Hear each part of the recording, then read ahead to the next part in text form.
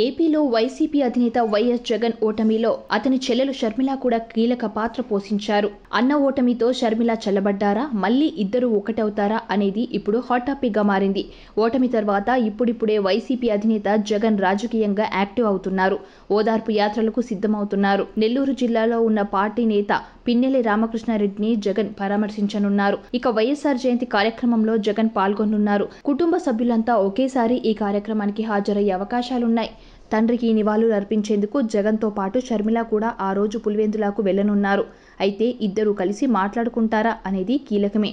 ఎందుకంటే ఎన్నికల తర్వాత జగన్పై షర్మిల రాజకీయ విమర్శలు మానుకున్నారు. ఎన్నికల సమయంలో వైఎస్ వివేకానంద హత్య కేసు అంశంతో విరుచుకుపడేవారు.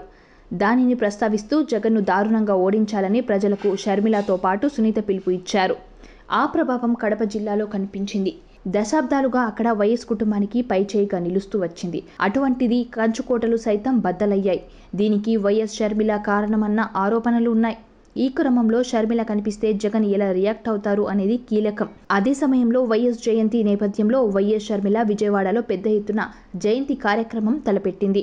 దీనికి ఏఐసీసీ అగ్రనేత రాహుల్ గాంధీ, కాంగ్రెస్ అధ్యక్షుడు ఖార్గే, తెలంగాణ ముఖ్యమంత్రి రేవంత్ రెడ్డి, ఉప ముఖ్యమంత్రులు భట్టి, మంత్రులను ఆహ్వానించింది. ఇక కర్ణాటక ఉప ముఖ్యమంత్రి డీకే శివకుమార్ను కలిసి వేడుకలకు ఆహ్వానించింది.